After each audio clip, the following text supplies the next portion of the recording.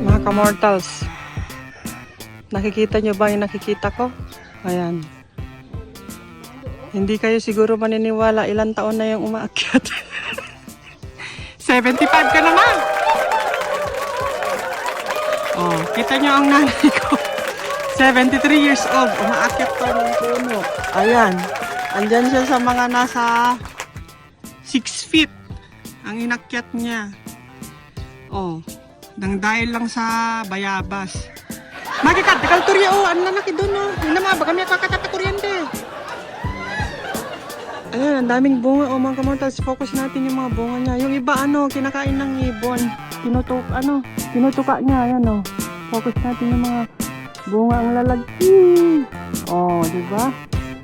Ayan, ang lalaki ng mga bunga ng bayabas. Ayan, hindi nila maharap kuhanin ng nanay ko kasi busy sa bahay, mga gawaing bahay. Yan, ang dami ng bunga, hindi ko na makita yung iba. Oh, would you believe it? Ang aking nanay na 73 years old, ang galing pang umakyat sa puno ng bayabas. Ay, ako, Diyos ko, Rosario.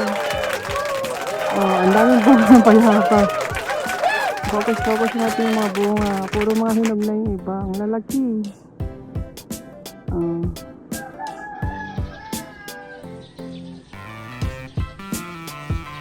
Rosario. Ala, ina mo. Malafo ka tayo. Banda, nakatuka nga ta.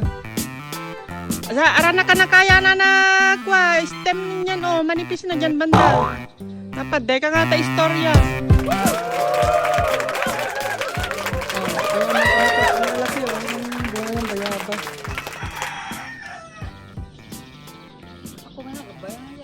Ari ka lago, tam umenga banda malafo kay aran.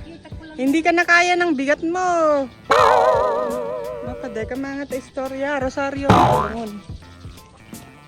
Ne, di ka kabagyan apo, deto yung bake.